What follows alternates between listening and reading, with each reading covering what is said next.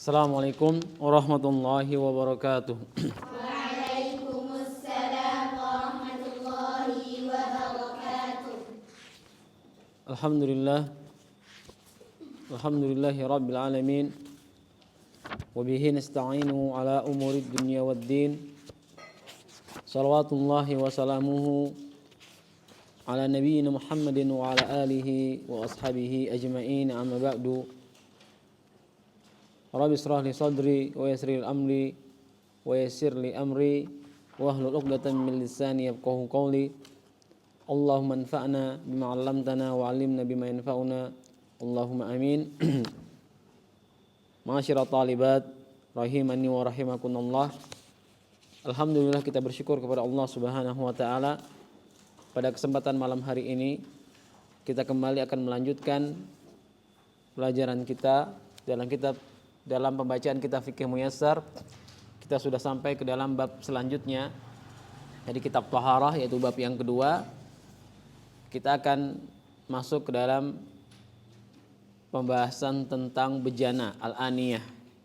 Nah, sebelumnya kita telah membahas, ini berarti sudah dari kitab Taharah kita sudah 4 pertemuan. Kita telah membahas sebelumnya tentang pengertian air atau pengertian taharah, pentingnya taharah, kemudian tentang air yang bisa digunakan untuk bersuci, air yang najis. Kemudian pada pertemuan minggu yang lalu atau pekan yang lalu kita telah membahas tentang air mustakmal dan air yang bercampur dengan benda yang suci. Begitu juga dengan air sisa dari minum manusia ataupun sisa dari hewan, telah kita pelajari pada pertemuan sebelumnya. Insyaallah pada malam hari ini kita akan masuk ke dalam bab yang kedua atau bagian keempat. Kalau di buku bagian kedua, kalau dari pertemuan kita ini bagian keempat tentang bejana, air dan hukumnya. Baik. Sebelum kita masuk ke dalam pembahasan ini, kenapa kita membahas tentang bejana?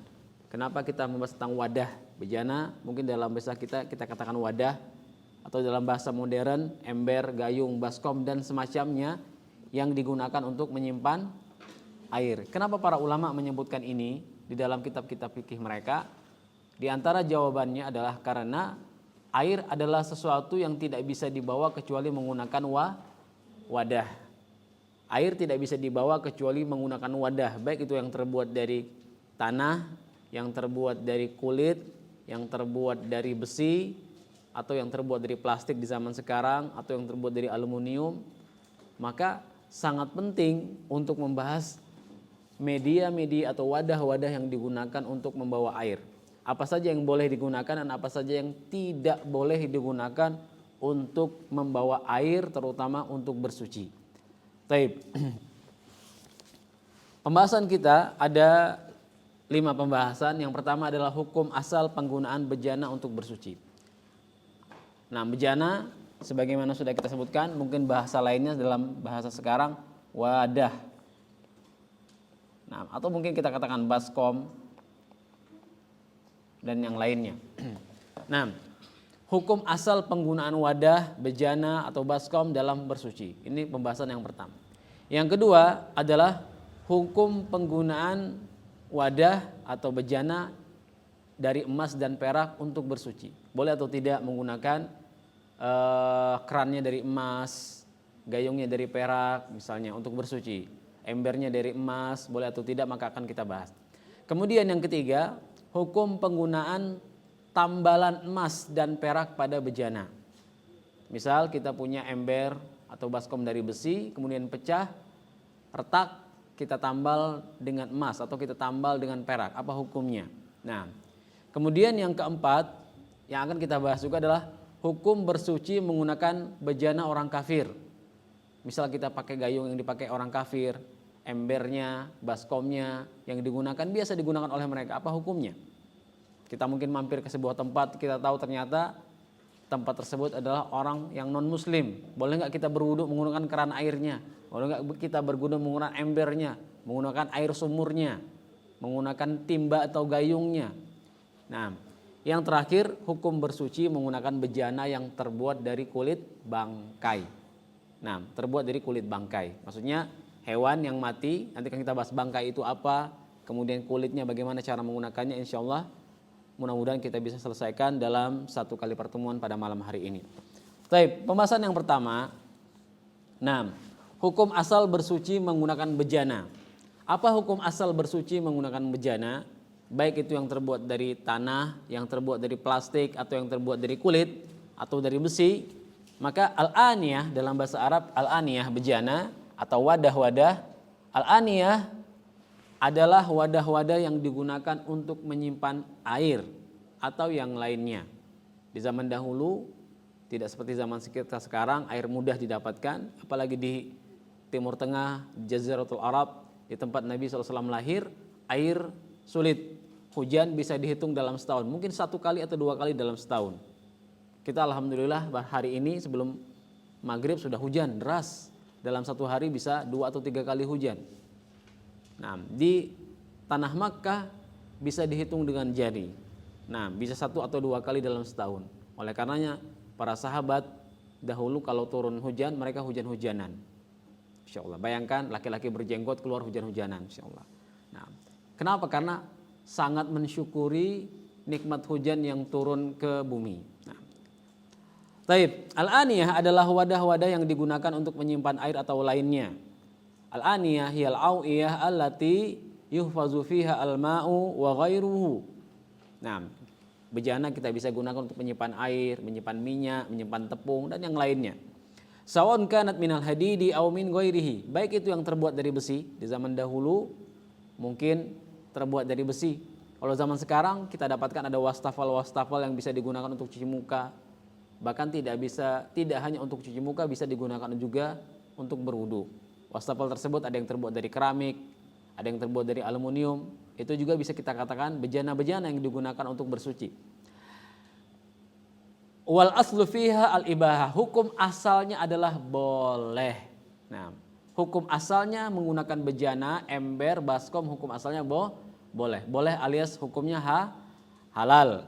Liqaulihi ta'ala, berdasarkan firman Allah Subhanahu wa taala, huwallazi khalaqalakum ma fil ardi jami'a. Dialah Allah yang telah menciptakan bagi kalian semua yang ada di bumi. Para ulama mereka menyebutkan dari ayat ini, selain bejana, segala sesuatu yang ada di dunia ini hukum asalnya boleh. Kita ada tirai, apa hukum tirai ini? Boleh. Lampu apa hukumnya? Boleh. Kursi apa hukumnya? Handphone apa hukumnya? Segala sesuatu di dunia ini hukum asalnya boleh. Segala sesuatu, ingat, segala sesuatu di sini bukan yang bukan ibadah. Yang bukan ibadah. Nah, segala sesuatu yang ada di dunia ini, kalau misalnya kita mungkin nanti ikut pramuka atau ikut camping atau ikut apalah misalnya. Nah, kita para santri mungkin dikirim ke camping di hutan, kemudian terjebak, la qadarullah, mudah-mudahan tidak terjadi, terjebak 3 hari tidak bisa keluar dari hutan, tersesat. Dia mendapatkan pohon-pohon atau buah-buahan di hutan. Buahnya berwarna merah seperti buah seri, tapi bukan buah seri. Tahu buah seri ya? Nah, boleh atau tidak dimakan? Maka kita katakan hukum asalnya boleh, karena Allah menciptakan semua yang ada di bumi ini untuk kita manusia. Hukum asalnya boleh, kecuali yang diharamkan. Nah, di hukum asal menggunakan bejana, baik itu dari emas, baik itu dari plastik, dari besi, dari kulit, hukum asalnya boleh.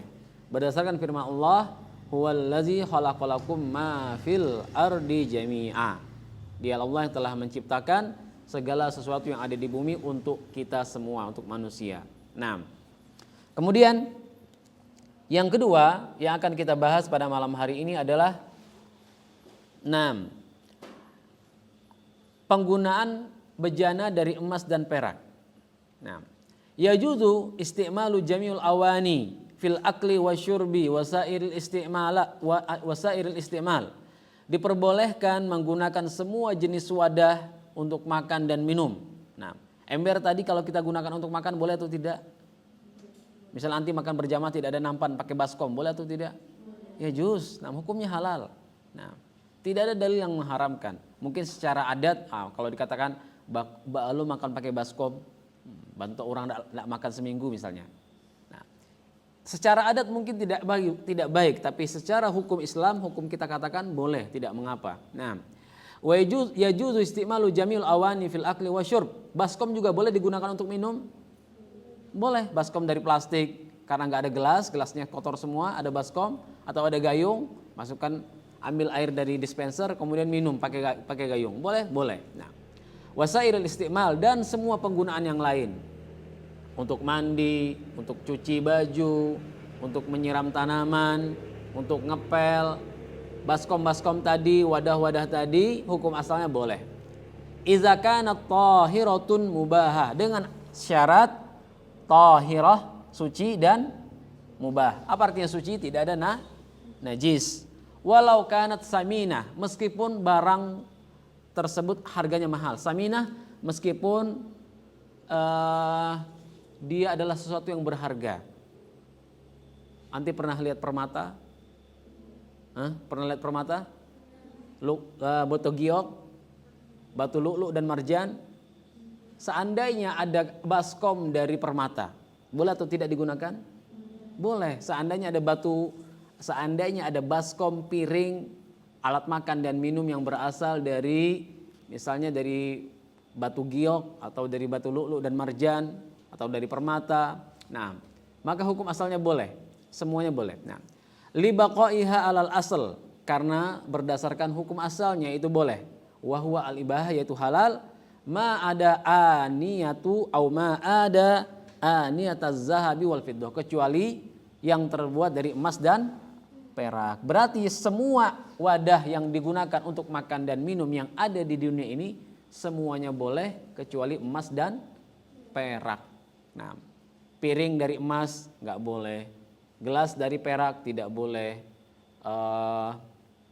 Semua alat makan dan minum yang digunakan yang berasal dari emas dan perak hukumnya haram. Selain itu, mau dibuat dari permata, mau dibuat dari batu giok, mau dibuat dari batu akik, mau dibuat dari granit, mau dibuat dari marmer yang berasal dari Itali, mau semahal apapun hukum asalnya boleh. Yang dilarang adalah emas dan perak. Nah, ini dalam masalah makan dan minum. Dalam masalah makan dan minum tidak boleh, semuanya boleh kecuali emas dan perak. Nah, apa dalilnya? Nah, fa innahu yahrumu al-aklu wa syurbu fihi mahassah. Diharamkan penggunaan emas dan perak dalam makan dan minum saja. Duna sa'iril istimal, selain kecuali duna sa'iril istimal, kecuali penggunaan yang lain. Nah, yang diharamkan penggunaan emas dan perak dalam makanan minum saja. Adapun dalam penggunaan yang lain hukumnya boleh. Liqaulihi sallallahu alaihi wasallam, berdasarkan sabda Nabi sallallahu alaihi wasallam, la tashrabu fi aniyatiz zahabi wal fiddah. Jangan minum dari wadah emas dan perak. Wala ta'kulu fi sihafiha fa innaha lahum fid dunya wa lakum fil akhirah. Jangan pula makan dari piring emas dan perak, karena sesungguhnya itu untuk mereka di dunia dan untuk kalian di akhirat. Apa alasan Nabi SAW melarang kita makan dan minum dari emas dan makan dan minum dengan piring dan gelas dari emas dan perak? Karena itu untuk orang kafir di dunia, adapun seorang muslim di dunia tidak boleh makan dengan piring emas, tidak boleh minum dengan piring perak. Nah, dengan sendoknya dari emas tidak boleh. Itu hanya untuk orang kafir. Adapun untuk seorang muslim mereka bersabar. Dalam hadis yang lain Nabi SAW mengatakan ad-dunya sijnul muslim. Dunia itu penjara bagi orang yang beriman. Dunia penjara bagi orang yang beriman, terutama bagi para wanita. Mereka keluar rumah harus pakai baju 2 lapis, pakai jilbab, pakai cadar. Sementara teman-teman yang lain mereka bebas memperlihatkan diri mereka sendiri. Ini kebebasan. Kita katakan Islam menjaga para wanita, menjadikan mereka adalah orang-orang yang sangat berharga dan mulia, dijaga oleh Islam. Nah, maka dunia ini, aturan yang ada di dunia bagi seorang Islam itu seperti aturan yang mengikat mereka seolah-olah berada di penjara. Sebagaimana sabda Nabi SAW, ad-dunya sijnul muslim. Maka Nabi melarang minum dari bejana emas dan perak dan dilarang makan dari emas dan bejana emas dan perak. Dalam hadis yang lain Nabi menjelaskan allazi yashrabu fi aniyatil fiddati innama yujarjiru fi batnihi nar jahannam. Nabi mengingatkan orang yang makan dan minum dari bejana perak sesungguhnya ia menuang api neraka jahanam ke dalam perutnya. Nah, mungkin ada orang yang sangat kaya, mungkin uangnya tidak terhitung, uang zakatnya saja mungkin 1 miliar, zakatnya saja 1 miliar. Nah, zakatnya 2,5%, berarti 100%-nya berapa hartanya? Lebih dari 1 miliar. Nah, saking kayanya semua rumahnya dipakai emas, pintunya dari emas, kasurnya dari emas, kemudian piringnya dari emas, sendoknya dari emas, kuncinya dari emas, kertas-kertasnya dilapisi emas. Nah, pegawai-pegawainya juga emas-emas misalnya. Nah, semuanya berasal dari emas, saking kayanya. Maka kita ingatkan sabda Nabi SAW, allazi yashrabu fi aniyatil fiddati innama yujarjiru fi batnihi nar jahannam. Nabi mengatakan la tashrabu fi aniyatiz zahabi wal fiddah. Nah, tidak boleh makan dan minum dengan peralatan dari emas dan perak. Ini hukum menggunakan wadah peralatan dari emas dan perak untuk makan dan minum. Apa hukumnya? Haram. Nah, apa hukumnya haram? Baik. Lalu bagaimana kalau digunakan untuk berwudu? Boleh atau tidak? Misalnya kita beli gayung dari pasar, dari toko emas, gayungnya dari emas 10 kilo, bukan 10 kilo. 100 gram misalnya dalam bentuk gayung. Nah, 100 gram gayung, mungkin besi yang dilapisi atau yang penting dia dalam bentuk gayung, dibawa pulang digunakan untuk berwudu. Wudunya 5 kali khusus dengan gayung yang dari emas, tidak boleh ada yang pakai. Nah, kalau sholat sunnah pakai gayung biasa, kalau sholat wajib pakai gayung emas dalam rangka menghormati dan memuliakan sholat. Nah, apa hukumnya? Maka dalam kitab ini disebutkan fahadza nassun. Hadis tadi yang kita sebutkan, Nabi melarang la tashrabu fi aniyatiz zahabi wal fiddah. Nabi melarang, yang dilarang oleh Nabi adalah makan dan minum. Kalau selain makan dan minum haram atau tidak? Kalau berdasarkan hadis yang kita baca tadi, Nabi mengatakan la tashrabu fi aniyatiz zahabi wal fiddah wa la ta'kulu fi sihafiha. Jangan minum, jangan makan. Berarti kalau selain makan dan minum apa hukumnya? Hukum asal. Selain makan dan minum maka hukumnya boleh. Ini yang dikatakan oleh buku ini. Nah, hadis yang sudah kita sebutkan tadi, hadis tersebut menunjukkan larangan makan dan minum, tetapi tidak melarang penggunaan selain itu, sehingga diizinkan menggunakannya untuk bersuci. Nah, berarti boleh tidak menggunakan gayung dari emas? Menurut buku ini hukumnya boleh. Nah, fahadza nassun ala tahrimil akli wa syurbi duna sairil isti'mal. Fadalla ala jawazi istimaliha fit taharah.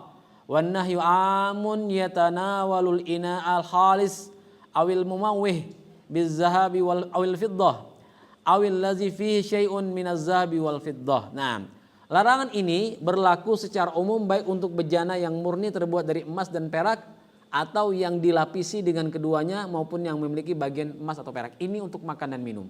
Adapun untuk bersuci, dia bikin bak mandi di rumahnya dari emas, boleh atau tidak?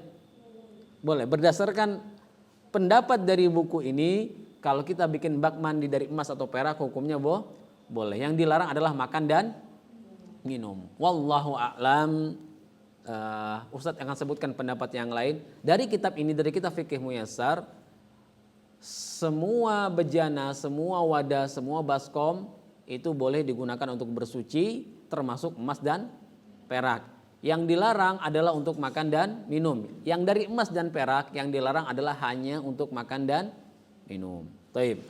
Ustadz sebutkan ternyata ada pendapat yang lain dan Ustadz lebih cenderung kepada pendapat ini. Nah, apa hukum penggunaan emas dan perak untuk bersuci? 4 mazhab. 4 mazhab tahu? Abu Hanifah, mazhabnya Imam Abu Hanifah, Imam Malik, Imam Syafi'i dan Imam Ahmad. 4 mazhab mengatakan hukumnya tidak boleh. Nah, 4 mazhab mengatakan hukumnya tidak boleh. Nah, di antara ulama yang mendukung pendapat ini, ulama belakangan di antaranya Syekh Sa'di dan Syekh bin Baz. Di antara dua ulama yang mendukung pendapat yang mengatakan menggunakan piring emas, menggunakan gayung emas, menggunakan bak mandi dari emas, menggunakan ember dari perak tidak boleh, baik untuk makan dan minum, termasuk juga untuk bersuci. Namun ada ulama lain yang mengatakan boleh, di antaranya Al-Imam Syaukani, Al-Imam As-San'ani, dan di antaranya Syekh Utsaimin rahimahullah. Inilah yang diambil oleh kitab ini. Kitab ini mengatakan boleh. Nah, tapi wallahu a'lam, kalau Ustadz sendiri cenderung ikut pendapat yang mengatakan tidak boleh. Kenapa? Karena ini pendapat mayoritas ulama 4 mazhab. Nah, buku ini mengatakan boleh, alhamdulillah silakan. Kalau anti ingin ikut pendapat ini silakan. Misalnya bikin bak mandi di rumah dari emas, alhamdulillah silakan.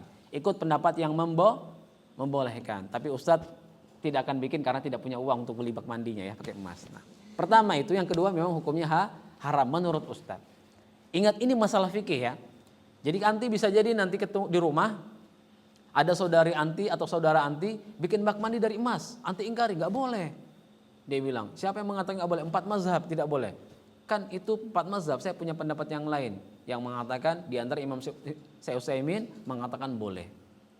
Maka nggak boleh kita, kita tidak akan, jangan pernah bicara lagi sama saya selama-lamanya. Kita putus hubungan semenjak saat ini. Bukan seperti itu. Dalam masalah fikih kita harus berlapang dada.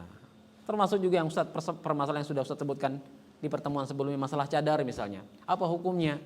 Yang mengatakan wajib silakan mengatakan wajib, yang mengatakan sunnah silakan mengatakan sunnah. Yang tidak boleh adalah saling menyalahkan. Oh, kamu kafir karena tidak pakai cadar. Kamu masuk neraka karena tidak pakai cadar. Itu nggak boleh. Nah, meskipun para ulama di zaman sekarang mereka sangat menyarankan memakai cadar. Kenapa? Karena fitnahnya sangat luar biasa di zaman sekarang. Nah, berarti kalau kita ikut buku ini, apa hukum menggunakan gayung dari emas? Kalau ikut pendapat buku ini boleh. Nah, cuman ada pendapat yang lain, pendapat bukan mayoritas, 4 mazhab mengatakan hukumnya haram. Nah, nanti silakan pilih yang mana, silakan. Kalau ikut pendapat buku ini silakan. Dan ini lebih mudah. Ikut pendapat buku ini artinya hukumnya boleh, selain boleh untuk digunakan untuk bersuci, yang dilarang adalah untuk makan dan minum. Baik. Sekarang bagaimana kalau dikoleksi? Nah, apa hukum mengkoleksi piring emas, piring perak, gelas emas, gelas perak, apa hukumnya? Nah, ini Ustaz sebutkan, kalau mengikuti pendapat yang mengatakan yang haram hanya makan dan minum, maka menyimpannya boleh. Namun pendapat jumhur ulama, emas dan perak, peralatan, ingat ya, peralatan bukan perhiasan. Peralatan makan dan minum dari emas dan perak tidak boleh digunakan untuk bersuci, apalagi juga dilarang digunakan atau disimpan, dikoleksi. Nah, ini pendapat mayoritas ulama, haram memiliki peralatan makan dan minum yang terbuat dari emas dan perak, dipajang di lemari, digantung di dinding-dinding.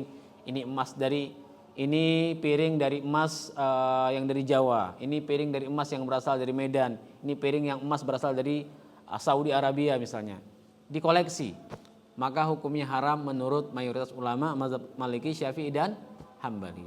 Nah, baik, kita lanjutkan. Ini berarti selesai. Kalau kita ikut pendapat buku ini berarti boleh tidak menggunakan gayung dari emas? Boleh. Nah, silakan ya, kalau anti ingin pendapat itu silakan. Baik. Masalah selanjutnya adalah menggunakan tambalan emas dan perak pada bejana. Nah, boleh tidak kita punya gelas yang retak atau piring yang pecah? Piring yang pecah kalau dari kaca tidak bisa disambung lagi. Mungkin piringnya dari besi, retak, dan piring berharga, pemberian dari seorang yang sangat kita hormati. Dia memberikan hadiah kepada kita, kemudian piring itu pecah, terjatuh, dan kita tetap ingin menyimpannya. kita tetap ingin menggunakannya sebagai penghormatan kita kepada orang yang memberikannya. Apa yang kita lakukan? Bolehkah kita tambal, bolehkah kita tumbuk dengan emas dan perak? Maka para ulama menyebutkan in kanat ad-dabbah minaz zahabi haruma isti'malul ina'i mutlaqan. Kalau tambalan wadah tadi terbuat dari emas, maka hukumnya haram. Artinya menambal emas, menambal piring yang rusak dengan emas, menambal gelas yang rusak dengan emas, menambal keran yang rusak dengan emas, keran air anti ada yang rusak atau tidak di sini? Misal ada yang rusak ditambal dengan emas misalnya, dilapisi dengan, kalau dilapisi jelas, kalau dilapisi haram, tapi kalau ditambal apa hukumnya? Maka para ulama juga mengatakan haram. Semua ulama sepakat menambal peralatan makan dan minum termasuk juga untuk berwudu dengan emas hukumnya haram. Lalu bagaimana kalau penambalnya dari perak? Amma in kanat ad-dabbatu minal fiddati wa huwa yasirah fa innahu yajuzu isti'malul ina. Adapun kalau berasal dari perak maka hukumnya boleh. Hukumnya boleh dengan syarat kalau dia sedikit dan memang dibutuhkan. Nah, berdasarkan hadis Nabi SAW yang diriwayatkan Anas bin Malik, inkasara qadahu Rasulillahi sallallahu alaihi wasallam. Gelas Rasulullah SAW pecah. Bayangkan, Nabi ya, gelasnya pecah. Apa yang dilakukan oleh Nabi SAW? Ditambal. Kalau kita gelas pecah apa yang dilakukan? Nah, dilem kuning ya, lemparin tuku maning, lemparin beli lagi, lem biru, lemparin beli yang baru. Nah, karena Nabi SAW adalah asyrafun nas, manusia yang paling mulia. Tapi beliau SAW ketika gelasnya rusak yang beliau lakukan adalah ditambal. Ingka saraqadahu Rasulullah SAW fattakhadha makana sya'bi silsilatan min fiddatin. Maka Nabi SAW ambil tali pengikat yang terbuat dari perak. Nah, ya mungkin seperti ini gelasnya retak, kemudian diikat dengan tali warna merah itu terbuat dari perak. Diikat biar tidak. Wallahu alam apakah gelasnya dari tanah, apakah gelasnya dari besi, wallahu alam saya tidak tahu. Yang jelas gelas Nabi pernah retak, pernah pecah, kemudian diikat dengan tali dari perak. Maka kalau talinya itu dari perak, hukumnya boleh. Dengan syarat apa? Syaratnya sedikit dan memang dibutuhkan. Kalau tali pengikatnya tadi sebagai hiasan, boleh atau tidak? Enggak boleh. Misalnya ini sudah retak, kemudian diikat dengan tali, dengan perak. Kemudian biar cantik ditambahkan tali lagi di sini, dari perak lagi. Apa hukumnya? Itu enggak boleh, karena tidak dibutuhkan. Nah, maka sebagai kesimpulan, tambalan emas dan perak pada bejana kita bisa lihat seperti ini. Kalau terbuat dari emas maka hukumnya haram. Nah, hukumnya haram. Adapun kalau berasal dari perak maka hukumnya boleh dengan syarat jika sedikit dan ada kebutuhan. Kebutuhan dengan hiasan sama atau beda? Beda ya, kebutuhan dengan hiasan. Baik. Nah, nanti akan belajar. Selesai permasalahan yang ke berapa tadi? Yang ketiga. Kita sudah bahas hukum asal penggunaan bejana, kemudian penggunaan emas dan perak dalam bersuci, kemudian tambalan emas dan perak. Nah, kemudian yang akan kita bahas malam inilah selanjutnya hukum bersuci menggunakan bejana orang kafir. Kita punya teman, kita punya saudara, kita punya mampir mungkin sebuah tempat dalam perjalanan, kita mampir di rumah makan ternyata yang punya adalah non muslim. Nah, karena terlanjur sudah berhenti, ya sudah berwudu di sana atau makan di sana. Kalau makan mungkin agak hati-hati karena makanannya sudah jelas. Kalau yang dijual makanan-makanan yang jelas kehalalannya seperti yang dijual martabak atau apa, mungkin yang jelas kita mampir ke sebuah tempat, kita menggunakan bejana milik orang kafir atau wadah dari orang kafir. Apa hukumnya? Maka al-aslu fi aniyatil kufari al-hillu. Hukum asalnya halal. Hukum asalnya halal. Di antara dalilnya tadi yang kita sebutkan di awal. Allah mengatakan huwallazi khalaqalakum ma fil ardi jami'a. Dialah Allah yang telah menciptakan segala yang ada di bumi ini bagi kita semua. Termasuk yang dimiliki orang kafir. Piringnya, gelasnya, hukum asalnya halal. Boleh kita pakai dengan izin dia tentunya ya. Kalau dicuri itu jelas tidak boleh. Atau kalau dipakai tanpa izin jelas tidak boleh. Hukum asal penggunaan wadah milik orang kafir adalah boleh. Kecuali jika diketahui najis. Nah, kecuali jika diketahui najisnya. Nah, dalam kondisi demikian tidak boleh menggunakannya kecuali setelah mencucinya terlebih dahulu. Kalau kita tahu ada bekas najis nampak, jelas kita pinjam gayung, kita mampir ke sebuah tempat pengen berwudu, pinjam ember bu, dikasih ember. Kita cium baunya bau darah. Maka itu jelas najis. Kita cium baunya ini sepertinya bukan bau-bau barang yang halal. Misalnya bekas minuman keras. Nah, jelas itu najis maka harus kita cuci. Nah, di antara dalilnya adalah perkataan sahabat Abu Sa'labah Al-Khusyani kepada Nabi SAW. Dia mengatakan, ya Rasulullah, inna bi ardi qaumin ahli kitab. Ya Rasulullah, kami pernah tinggal mampir di sebuah negeri ahli kitab. Siapa ahli kitab? Siapa ahli kitab? Al-Yahud wan Nasara. Orang Yahudi dan Nasrani. Selain itu bukan ahlul kitab. Ahlul kitab cuma dua, Yahudi dan Nasrani. Selain itu bukan ahlul kitab. Nah, ahlul kitab kami mampir di negeri mereka. Afana kulu fi aniyatihim. Bolehkah kami makan dengan piring mereka? Bolehkah kami minum dengan gelas mereka? Bolehkah kami makan dengan nampan mereka? Kata Nabi SAW, la ta'kulu fiha illa alla tajidu ghairaha. Jangan makan dengan bejana mereka, jangan makan dengan piring mereka, illa alla tajidu ghairaha, kecuali kalau tidak ada yang lain, tidak ada pilihan. Kemudian Nabi mengatakan faksiluha, cuci, sumakulu fiha, kemudian baru kalian boleh makan. Artinya kalau kita mampir, kita tidak punya pilihan lain, kita makan, apa makanan yang butuh piring? Ada nggak makanan yang tidak butuh piring? Roti misalnya, kita pakai roti, butuh nampan atau tidak roti? Nggak usah. Kalau seperti itu nggak perlu kita datang kepada orang kafir, bu pinjam nampan bu. Tidak ada kebutuhan. Tapi misalnya kita dalam plastik, kita beli bakso. Nah, plastik. Nah, mungkin makannya bareng-bareng bukan sendiri. Kalau makan sendiri mungkin bisa plastiknya digigit-gigit kan. Seperti makan cilok. Tapi kalau kita makan bareng-barang, 3 orang makan bakso, waktu makanan yang berkuah, atau dapat sop, atau dapat misalnya daging akikah. Nah, misal, makannya harus pakai tempat. Gak mungkin digigit-gigit aja ujungnya, yang lain digigit satu nanti yang lain gak mau lagi kan. Nah, akhirnya harus pinjam. Nah seperti itu, dalam kondisi seperti itu butuh. Maka kita pinjam punya orang dan ternyata orang yang kita pinjam itu orang kafir. Maka hukum asalnya boleh selama tidak ada yang lain. Kalau kita dapatkan misalnya di zaman sekarang ada kertas nasi, tahu kan? Ada kertas nasi. Maka kalau ada kertas nasi kita gunakan kertas nasi. Kalau memang masih bisa digunakan. Kalau tidak ada pilihan yang lain baru pinjam. Dan itu pun kalau dipastikan tidak ada najis. Boleh kita gunakan. Kalau ada najis maka yang kita lakukan adalah dicuci terlebih dahulu.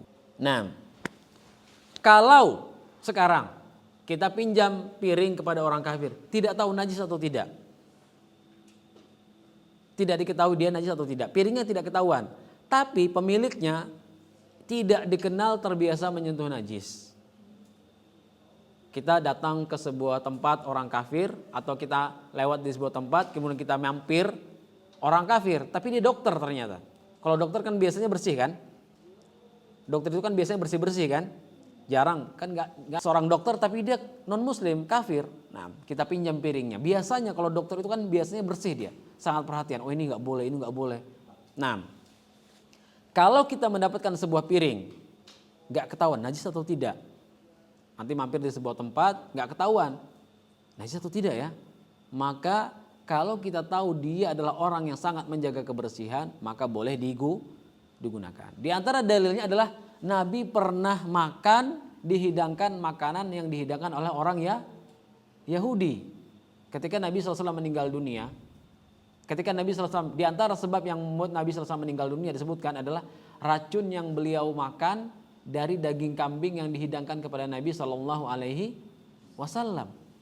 Nah, meskipun tidak jadi dimakan, tapi racunnya sempat masuk ke dalam tubuh Nabi SAW yang mulia.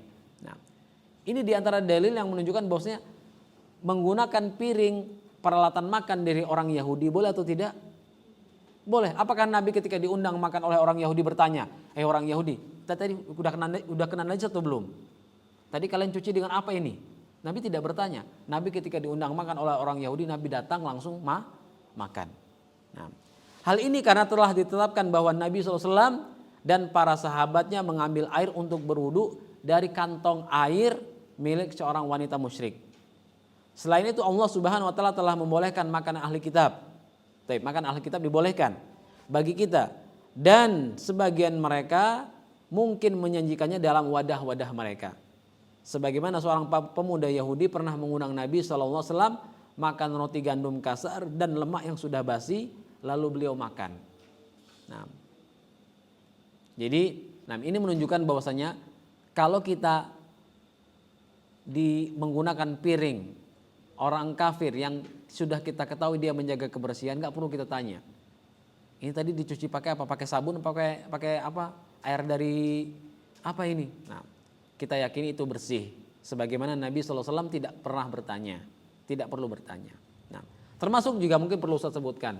Kalau kita tinggal di Sumatera Barat negeri Muslim atau bukan? Sumatera Barat lebih banyak Islamnya atau lebih banyak kafirnya? Nah, kalau kita makan daging sate di pasar, anti pernah tanya atau tidak kepada penjual satenya, Pak, ini daging ayamnya disembelih baca bismillah atau tidak? Pernah ada yang tanya begitu? Enggak ada. Maka kita mengambil secara keumuman kita berprasangka baik. Kalau negeri muslim hampir semuanya pasti membaca bismillah.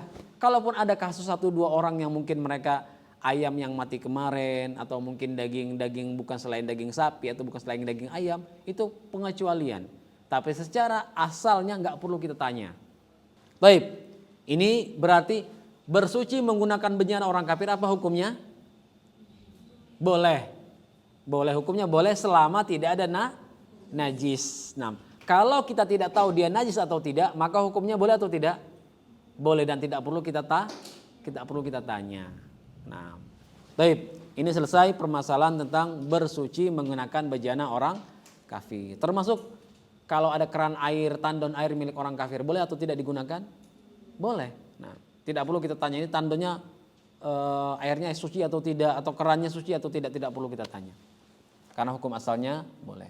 Nah, pembahasan yang terakhir adalah pembahasan tentang hukum bersuci menggunakan bejana yang terbuat dari kulit bangkai. Nah, hukum bersuci menggunakan bejana yang terbuat dari kulit bangkai. Di zaman dahulu, orang-orang sering menggunakan kantong air seperti ini untuk menyimpan air. Nah, kalau itu terbuat dari kulit sapi yang disembelih, apa hukumnya? Boleh. Ketika kurban, nanti pernah lihat orang kurban? Ada kulitnya kan? Kulitnya halal atau haram?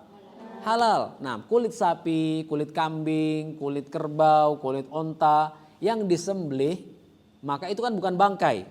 Kalau kulitnya dijadikan tempat menyimpan air, maka hukumnya boleh. Hukumnya boleh. Nah, sekarang yang kita bahas adalah hukum bersuci menggunakan bejana yang terbuat dari kulit bangkai.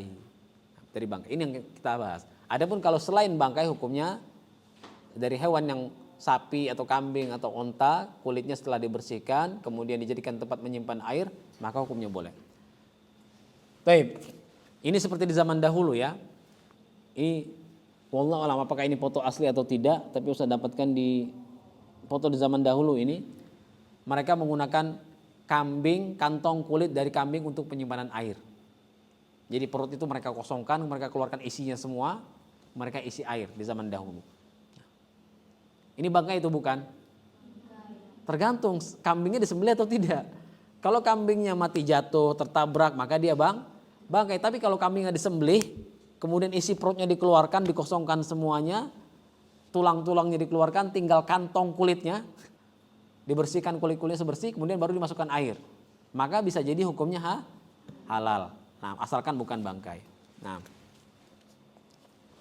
sebelum kita lanjutkan, apa itu bangkai? Bangkai adalah hewan yang mati tanpa melalui proses penyembelihan yang sesuai dengan syariat Islam. Apa diantara cirinya? Dengan membaca bismillah dan disembelih.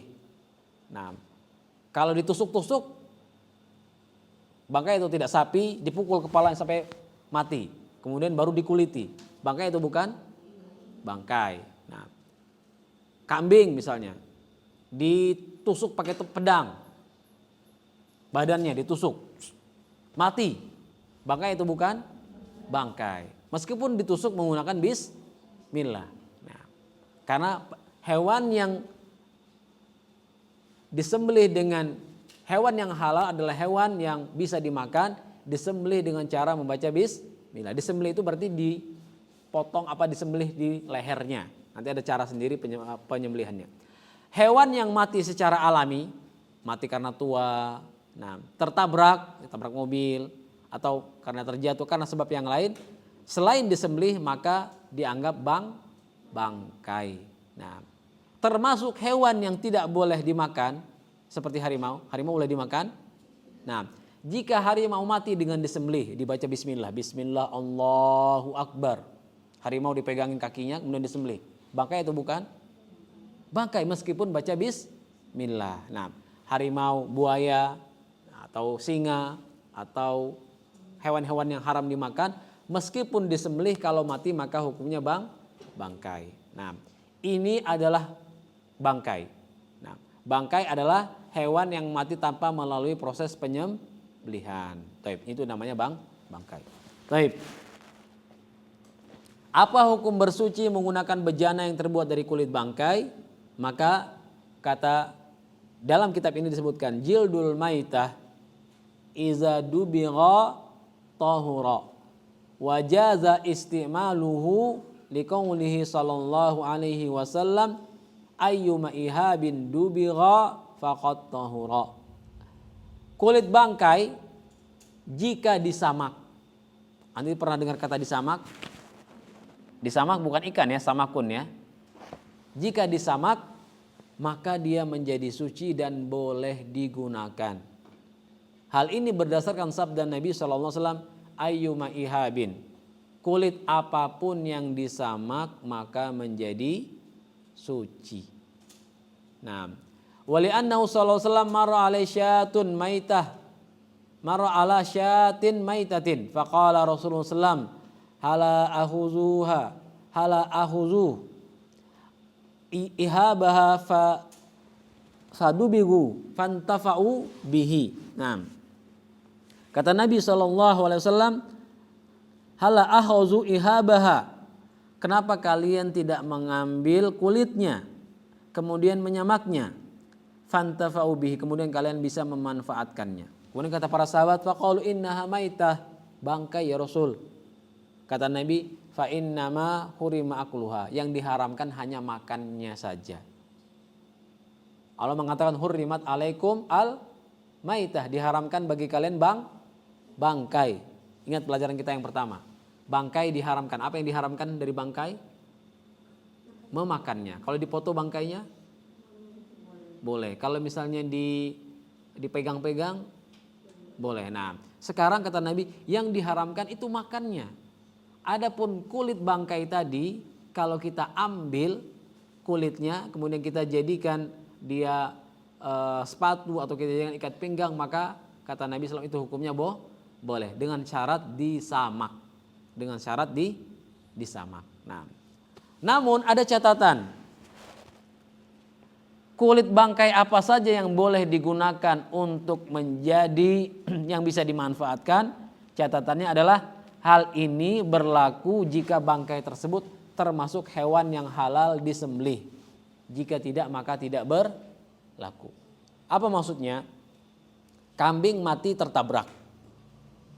Kambing mati tertabrak. Kambing asalnya boleh dimakan atau tidak? Boleh. Kambing tadi ketika mati tertabrak, statusnya apa? Bangkai atau bukan bangkai? Bangkai. Taib. Dagingnya boleh dimakan atau tidak? Tidak. Sekarang kulitnya boleh atau tidak dipakai? Boleh. Tapi dia bangkai. Boleh karena dia diizinkan oleh Nabi Muhammad SAW. Kulitnya boleh dimanfaatkan, dibersihkan, dijemur, kemudian boleh dijadikan ikat pinggang, boleh dijadikan sepatu, boleh dijadikan tempat air. Sekarang ada harimau mati. Kita jalan-jalan ke hutan dapat harimau mati. Tinggal kulitnya. Sekarang harimau, boleh nggak dimakan? Tidak. Harimau ketika mati apa statusnya? Bangkai atau bukan bangkai? Bangkai. Kulitnya tadi boleh atau tidak digunakan?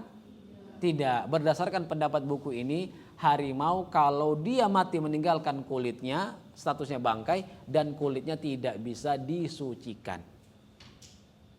Kulitnya tidak bisa disucikan. Ini menurut pendapat kitab ini.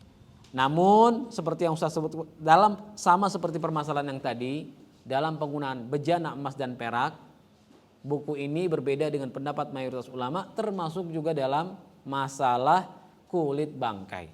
Nah, baik, sebelum kita lanjutkan, apa itu samak? Ini proses samak ya, dikuliti. Samak adalah proses pengulitan kulit hewan agar menjadi bersih, tahan lama dan layak digunakan, seperti untuk membuat pakaian atau barang lainnya. Dalam proses penyamakan, kulit itu diberi bahan-bahan tertentu yang bersifat kale. Tahu kale? Kesat. Ya. Atau pedas seperti campuran beberapa bahan tertentu seperti pohon gorkot atau kulit delima atau yang lainnya. Pohon korz. Nah, intinya samak itu adalah kita membuang sisa-sisa darah dan sisa-sisa daging yang masih menempel pada kulit. Nah, dibersihkan, kemudian setelah itu dijemur. Nah, seperti ini prosesnya. Itu pakai benda tajam dikuliti. Ini kulitnya dibuang daging dan sisa darahnya. Nah, itu namanya proses menyamak. Kemudian setelah itu dijemur. Nah, bisa dijemur di bawah sinar matahari, dijemur seperti itu, atau dijemur di bawah seperti ini. Kulit-kulitnya seperti itu. Dijemur. Ini setelah sisa daging dan sisa darah sudah hilang. Kalau seperti ini maka hukumnya suci. Seperti ini ya. Nah, ini bisa dijadikan sepatu, dompet dan yang lainnya. Nah, itu namanya penyamakan. Taib.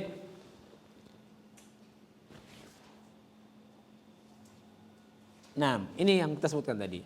Tadi telah kita sebutkan bejana dari kulit bangkai yang telah disamak, maka dalam kitab ini hanya boleh dari hewan yang tidak boleh dimakan. Tapi ini kesimpulannya saya sebutkan. Nah, apa hukum menggunakan bejana dari kulit bangkai? Maka jawabannya kita bagi dua. Kalau bangkai itu dari hewan yang boleh dimakan, boleh atau tidak? Boleh. Apa contohnya hewan yang boleh dimakan? Kambing, apalagi? Sapi, apalagi? Ayam kulitnya bisa disamak. Wallahu alam ya. Nah, ikan masuk atau tidak? Ikan masuk atau tidak? Nah, ikan ada kulitnya. Kira-kira ikan pengecualian. Ikan bangkai atau tidak bangkai, tapi bangkainya boleh dimakan. Ikan ya. Ikan belalang. Nah, belalang juga kalau mati boleh dimakan. Nah, baik. Bangkai dari hewan yang boleh dimakan seperti rusa, seperti kelinci, seperti pernah lihat hiena? Hiena itu binatang halal ya. Nah, binatang halal. Hiena, kambing, rusa, jerapah. Jerapah masuk apa itu? Hewan halal atau hewan haram? Sepertinya halal karena dia makannya adalah rumput-rumputan ya. Dia bukan hewan buas. Nah, hewan-hewan seperti itu kalau bangkai, dia mati, tertabrak atau mati karena sudah tua umurnya, dia menjadi bangkai, kulitnya boleh dimanfaatkan dengan cara disamak.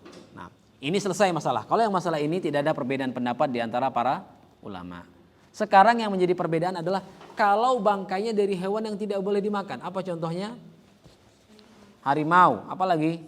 Singa, apalagi? Serigala, naam. Ular masuk atau tidak? Ular, naam. Anti pernah dapat dompet kulit dari ular? Nah, bisa jadi ada yang dari ular ya, insyaallah. Harimau, singa atau ular? Apa hukumnya? Ada beberapa pendapat. Ustaz sebutkan 2 saja. Dalam kitab ini hukumnya tidak boleh. Itu pendapat siapa? Pendapatnya mazhab Hambali. Di antaranya pendapatnya Ibnu Taimiyah rahimahullahu taala. Hukumnya tidak boleh. Jadi kulit yang berasal dari harimau, kulit yang berasal dari singa, kulit yang berasal dari ular hukumnya tidak boleh. Dalam mazhab Syafi'i boleh, kecuali anjing dan babi. Anjing dan babi tidak boleh dimakan kan? Kulitnya boleh tidak? Enggak boleh. Anjing dan babi itu najisnya najis berat, najis mughallazah. Tidak boleh digunakan sama sekali. Nah, taib, ini pembahasan kita pada malam hari ini. Nah, kita sudah sampai pada bagian terakhir dari kajian kita. Berarti sudah selesai 5 pembahasan dari kitab ini tentang bejana, apa hukumnya secara umum adalah hukumnya halal. Kemudian kita kembali tadi yang pertama.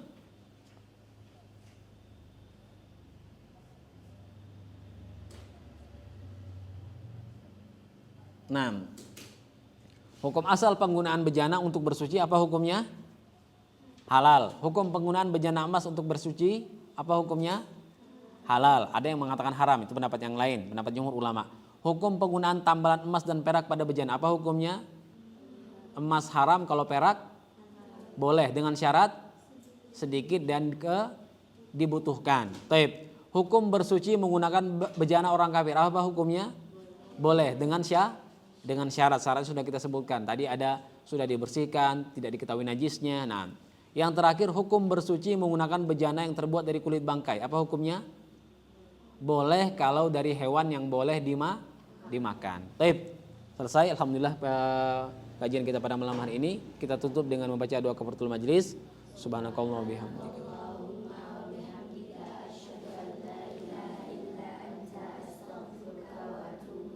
Assalamualaikum warahmatullahi wabarakatuh.